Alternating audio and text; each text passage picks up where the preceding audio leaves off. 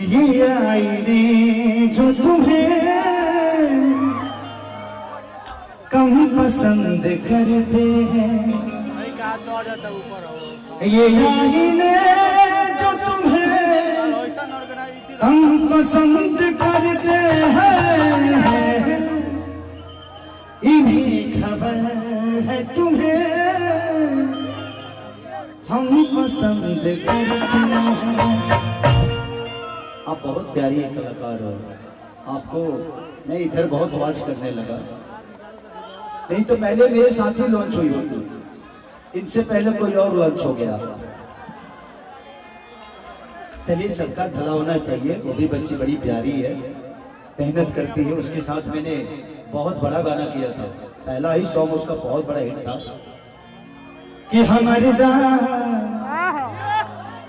आज हरती से बट ठीक है, सबका अपना नसीब है, जो जैसा करता है उसको उतना ही मिलता है।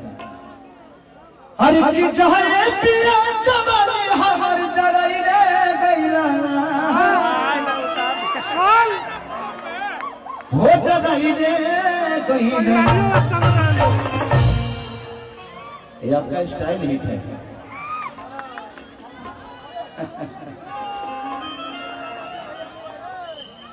थोड़ी सी हरकतें आपके साथ करूंगा इनके लिए। ऐसे मेरे नेचर में हरकत नहीं है, मैं बहुत छुछुन्ना टाइप का आदमी नहीं हूँ, मैं बहुत शरीफ बच्चा हूँ, अभी मर्द नहीं हुआ हूँ।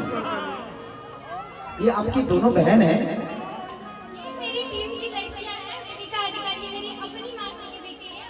ये बहुत प्यारी बहन है। उसका घर नारायण है और मेरे पास ही रहती है।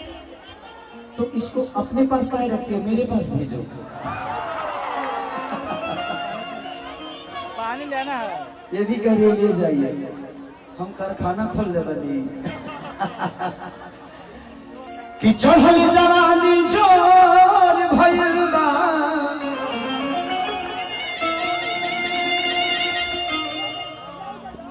ए राजा 16 साल में छोड़ के तू चल गईल रहा नेपाल में। मिलत नहीं खे तुहरा जा, अरे राजा जी बिहार में अलग तया छुरा गईल कौन समतिन के प्यार में।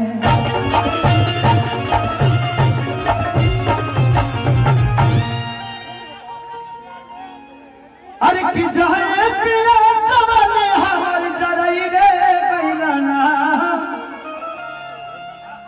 मैं आपको छू सकता हूँ, छूने से कुछ काम नहीं होता है जो आप लोग सोच रहे हैं। हम इनके साथ काम करते हैं और आप सबको एंजॉय करते हैं। तू कहे के नेपाली पैसा देता रहा, फसाई बा का बोला रहा हमरा के। तू रखा हो, धर बगली धर, आप लोग एंजॉय करो। अच्छा ठीक है, तो दे दो दे दो दे दो। इस बच्चे का इच्छा था, लो लो लो लो। चला 1 2 1 2 3 4।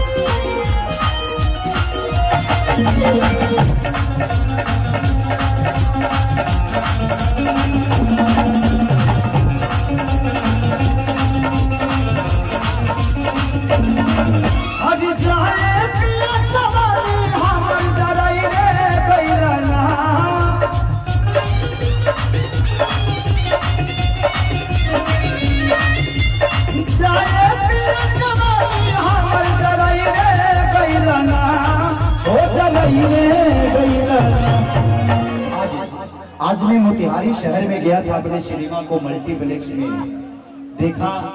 आज कम से कम 10,000 का भीड़ आज मुझे जिंदा कर दिया कि जो सिनेमा लगी है मेरी रंग दे बसंती, आज उसका लोगों ने इतना प्यार दिया और क्या सिनेमा बनाया वो, पहली बार भोजपुरी का इतना प्यारा सिनेमा बनाया। तो आप लोग भी नेपाल में है तो नेपाल से कम रोज जाइए और अपने भाई को और अपनी भोजपुरी को प्यार दीजिए।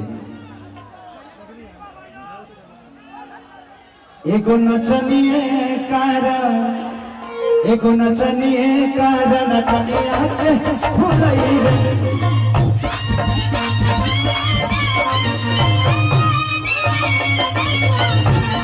एगो नचनिए कारण कनिया के भुलई रे गइल।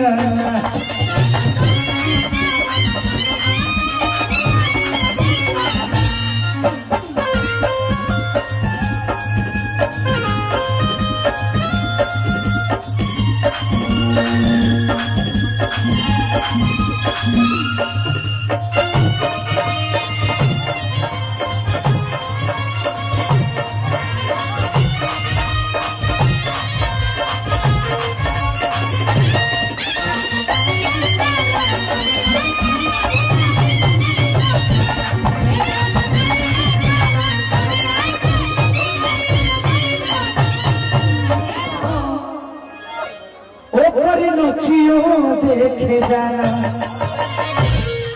कि नाच के नशा में दूगो रोटियो नहीं खाना, वो दूगो रोटियो नहीं खाना।